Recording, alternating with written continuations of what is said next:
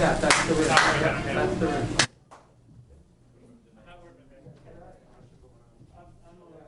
If he's in email, fine. I do? Yeah.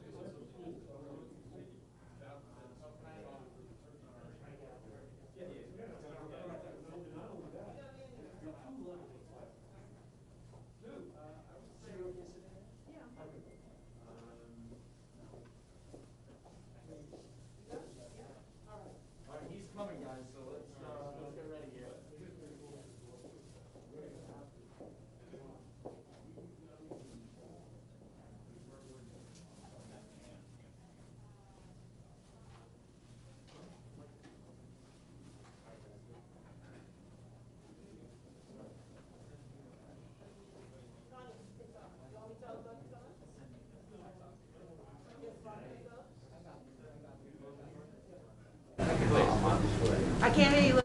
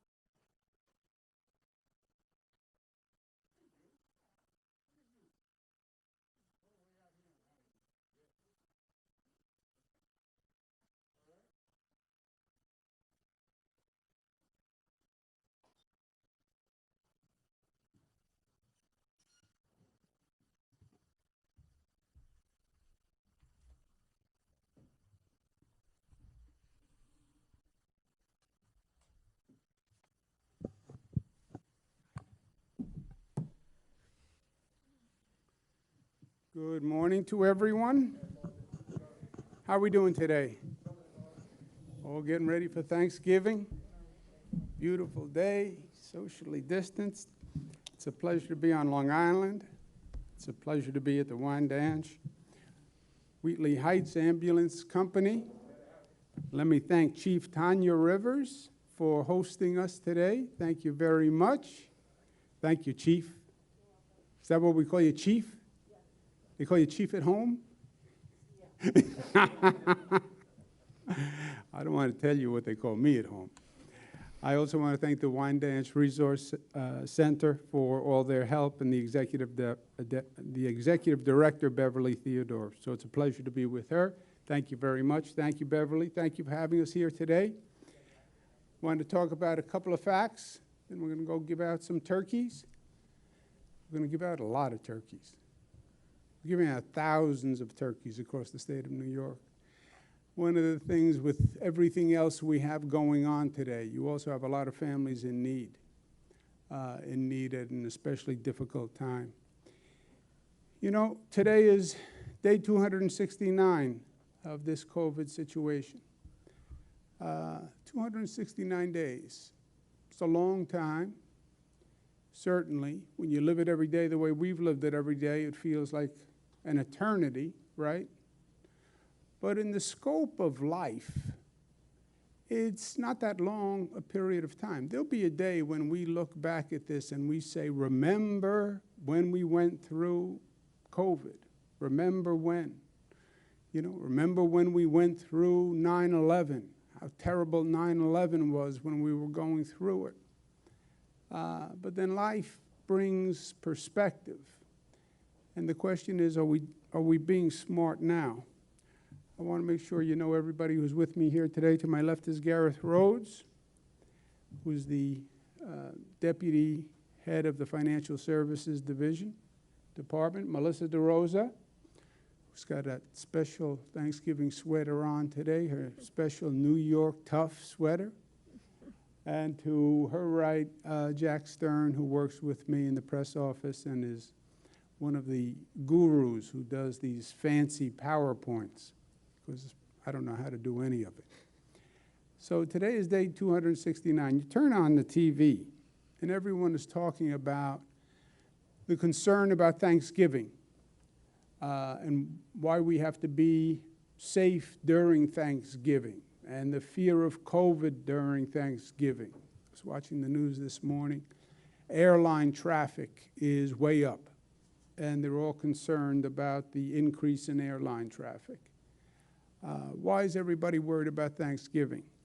Because we have to be on high alert. We have to be on high caution about the COVID increase. And let me just give you two facts, because we're getting ready for Thanksgiving. But two facts that people need to understand that explain why this whole level of concern. First of all, first fact, by the current rate of increase in COVID, we're going to see a major spike. By the current increase, nothing else happens. You just look at the line of the COVID increase right now, you see it going up. Over 3 weeks, it has gone up 128%. 3 weeks. Why? All the reasons they told us. Remember they said, beware the fall, beware the fall? What happens in the fall? It gets cold, people start to stay indoors. College students start to come home. There's less outdoor activity. They talk about COVID fatigue. I'm tired of being disciplined. I'm tired of wearing the mask. You're seeing that spike go up now. 3 weeks, we went from 1,200 cases in the state to about 2,800 cases now, just by that current line. And you just factor out that line, and it just keeps going up, right? We used to talk about flattening the curve.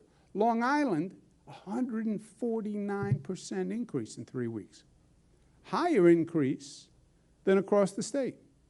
Went from 141 cases per day to 351 cases per day. That's Long Island. Worse than the statewide increase. Okay, so that's the current situation. And then what happens? Now you have the holiday season. Thanksgiving isn't just Thanksgiving. Thanksgiving is the start of the holiday season. And the holiday season is 37 days. What do you mean? Look what happens. Thanksgiving, next day, Black Friday. Everybody's saying we have to get ready for Christmas. Hanukkah's coming, Kwanzaa's coming. Right away, day after Thanksgiving, you go right to the Christmas season. Music changes, shopping, everybody starts. And then that increased activity goes all the way through New Year's Eve, New Year's Day. And that is a period of increased social activity. Come over for a drink, we're going to have an office party, I'm having a house party, let's get together for the holiday season, right? We do that every year. That's increased social activity. The more increased social activity, the more that virus is going to spread. Let's say that we have that current rate of increase. Let's say the holiday season only increases at 20%, which is the low end of what the experts suggest. So that holiday season, the increase in activity only increases the current rate by 20%. Look what happens. New York State, today we have 2.9% positivity. We go to 12% positivity. That's a problem. Long Island today has 3% positivity, goes to 18% positivity. That's a problem. Today, 351 people go into the hospital about every day because of COVID. It goes up 20%, 1,400 people per day going into the hospitals. That, my friends, is a real problem. So, Thanksgiving, we urge caution. Really, it shouldn't be about just Thanksgiving. Really, we're saying this holiday season, we have to be smarter and different than we've handled past holiday seasons because it's not a normal holiday season. Celebrate with your family. State rule is no more than 10 people in the household. You know, nowadays everybody has a different opinion about everything. Everything is politics nowadays. You notice that? Everything is political.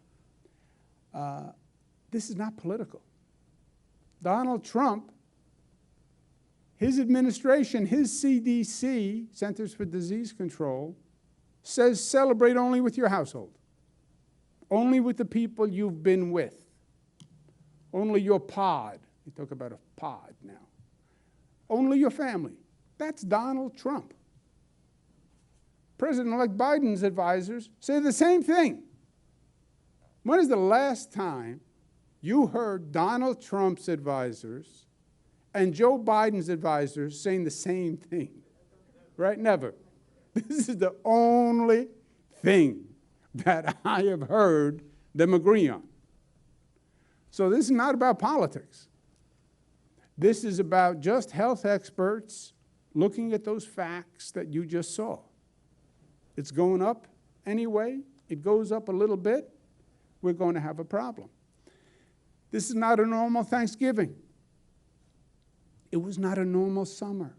It was not a normal Labor Day. It was not a normal Memorial Day. It was not a normal school year. Nothing is normal because it's not normal. You want me to act different than I act normally? Yes, because it's not normal. Well, that's hard. I know it's hard. It's all been hard. Every day of COVID has been hard. And Thanksgiving is especially hard. I feel it. For me, Thanksgiving was the goal that I was looking forward to when we were going through all those COVID cases. I would say, well, when we get to Thanksgiving, that's when we can be together, and that's when things are going to be normal again, by Thanksgiving, by Thanksgiving. And now we're Thanksgiving, and things are not normal. They're not normal.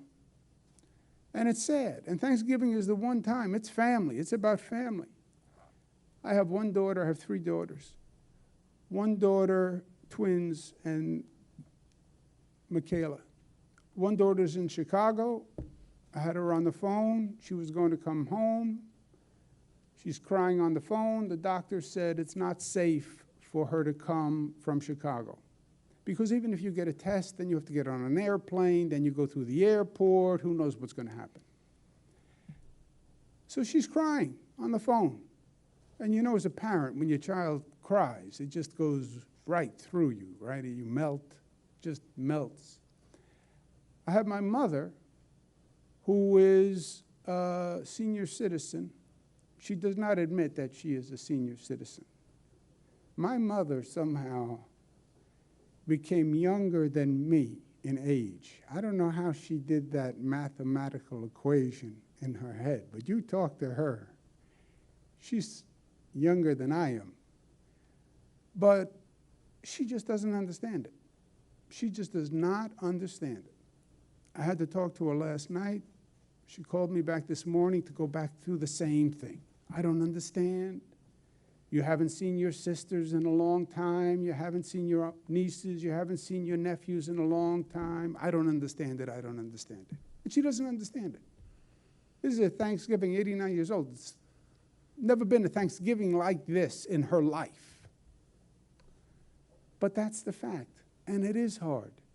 And it's hard to do. And it's so much easier just to say, we'll do it the way we normally do it. That's the easy way. Well, come over, we'll be careful. It's a mistake. It's a mistake. I wanted to say to Mariah, come home. I said to Mariah, I'll come pick you up. That's a long ride, Chicago. That's how bad I felt. I said, I'll come pick you up. But she said, even if I don't take the plane, then she's in a car with me for a number of hours, and then she still winds up home in front of people who she can infect. I didn't want to disappoint my mother. You know, 89 years old, she's thinking, how many Thanksgivings do I get, right? You start to think that way. But it's hard, but sometimes hard is smart.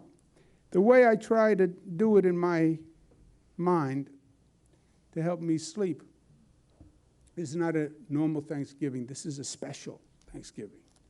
This is more special than the other Thanksgiving, because this is truly about giving thanks and honoring people who sacrificed for us this past year.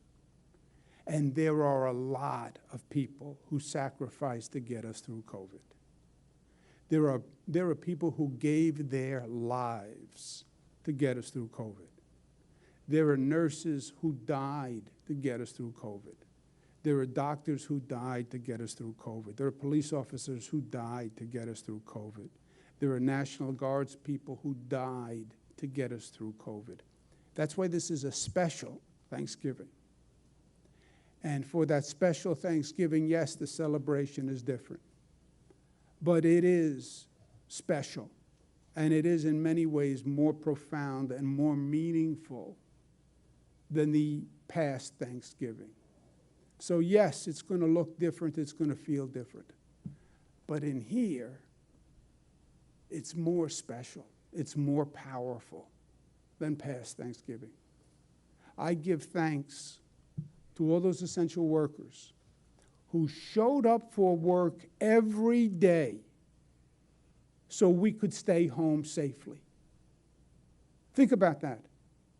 Every day I'm standing at a briefing, sitting at a briefing, doing what I'm doing today, saying, stay home, it's dangerous, don't send the kids to school, stay home, stay home, stay home. Except you, essential worker, you have to wake up and you have to go to work. Why? So we can stay home.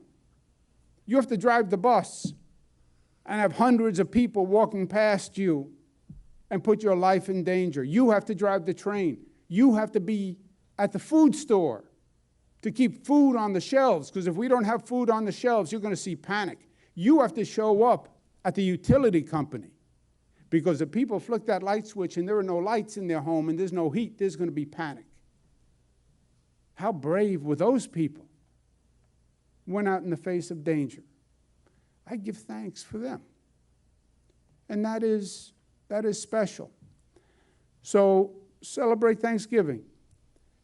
Celebrate Thanksgiving with your bigger family, your extended family. Your extended family is the family of New York. The extended family is representative of all those people who did the right thing this entire year for one another and acted as a family.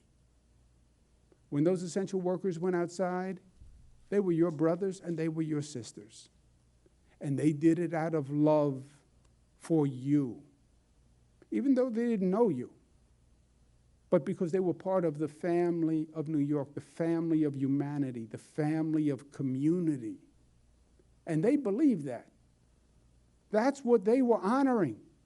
Otherwise, they would have stayed home in bed and said, I'm going to stay safe. Just like you're staying home, I'm going to stay home. Because we acted like a family.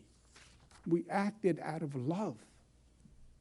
And we acted out of duty and honor and respect for one another. That's what I'm going to celebrate.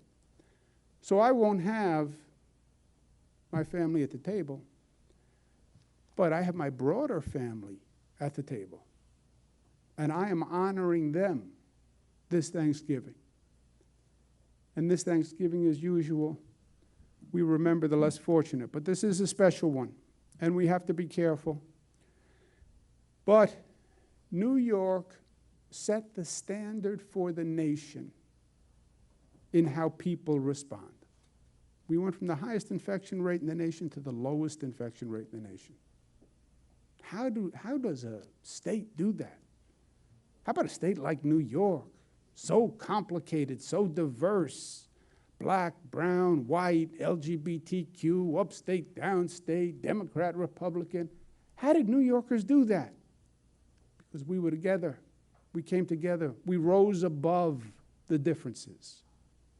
We didn't focus on differences. We found the commonality, that we are all connected. You're my sister. You are my brother. You're my sister. You're my sister. And I feel that responsibility and that connection to you. And that's the family of New York. And that's what we call New York tough.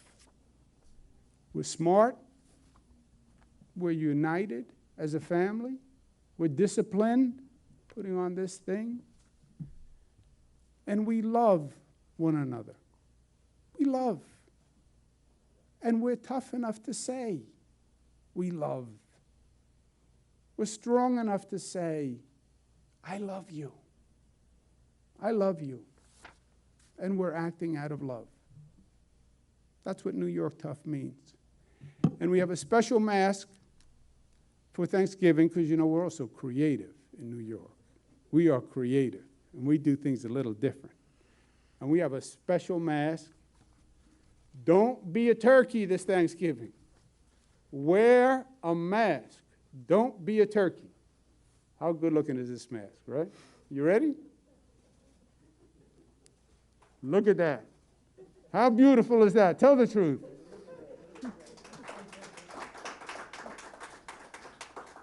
Especially good on me. Covers my nose and everything.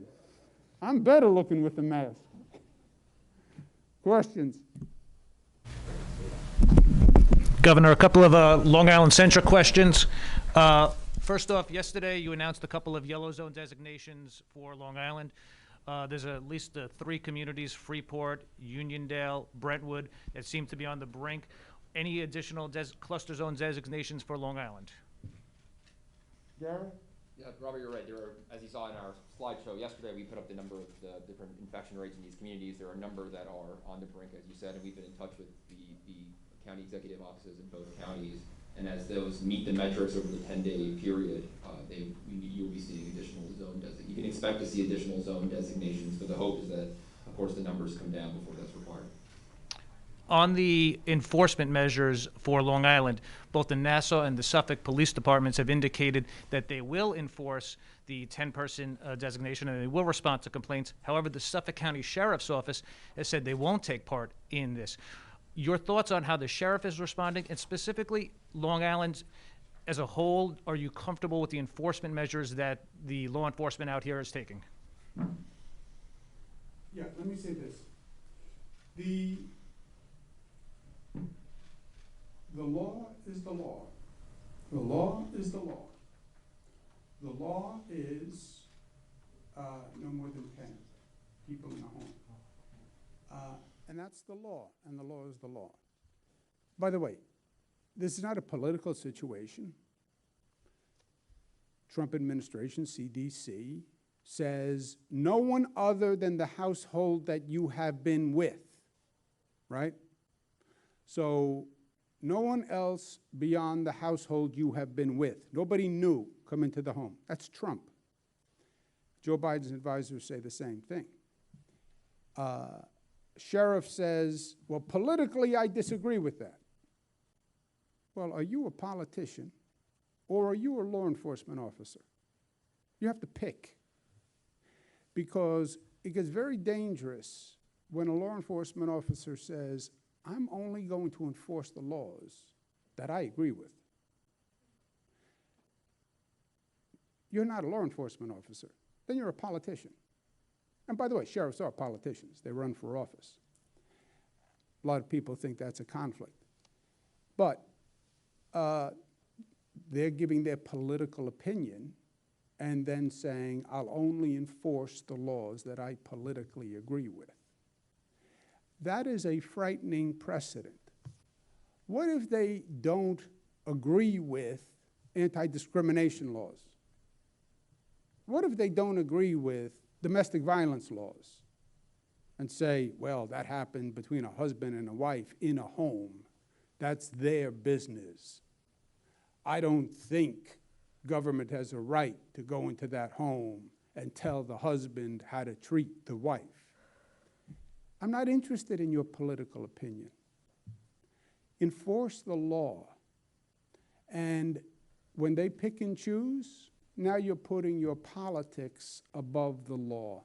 And I think that is very dangerous. And I don't consider them law enforcement officers. Then you're a politician. Or Governor, if you don't mind. Hold a second. And just to add one quick thing, I believe the sheriff in Suffolk's jurisdiction is actually the jails, not the constituents, so his opinion on this is even more irrelevant. 2 to 3 hour lines. And by the way, there are a lot of issues with his running of the jail. So focus on that, because you got plenty to do there. Here on Long Island. Here on Long Island. What do you say, Chief? You with me? All right, Chief. Here on Long Island, we're seeing 2 and 3 hour waits outside of urgent care centers, city MDs and whatnot, largely for COVID tests. They're telling reporters, people online, you know, hey, I want to be safe for Thanksgiving. They're giving them this idea that they're going to get the COVID test on Saturday, Sunday, Monday. Gives them free reign to, enjoy their Thanksgiving. What's your reaction to people who are waiting outside for hours on end, specifically for this Thanksgiving? It's better to get a test than not get a test.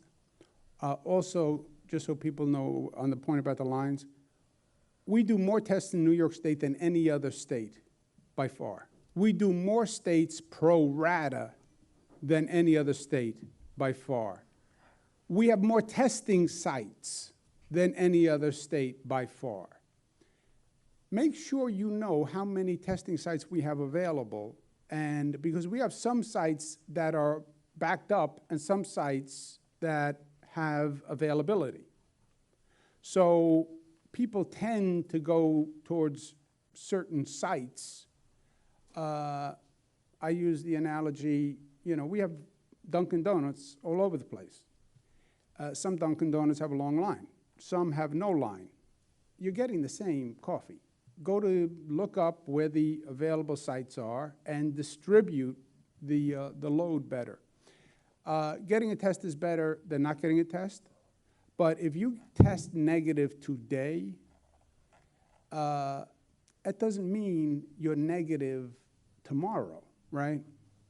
That's why this whole situation is tricky. My daughter could have tested negative in Chicago, but then she had to get on a plane, go through an airport, and come home. And she could have picked up the virus during that period of time. And then you can have the virus for 1, 2, 3, 4, 5, 6, 7 days without showing the virus on a test. So none of it is foolproof. Get a test, it's better than not, but it's not foolproof. So especially when it comes to exposing yourself to a person whom, if they get infected, it's a real problem, like a senior citizen. Last one, Governor. You mentioned today about the projections through the end of the year for hospitalizations, particularly on Long Island.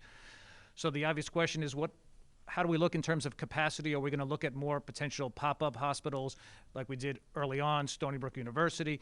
Or is Long Island's hospital capacity sufficient at this point to handle the projections that you guys outlined today?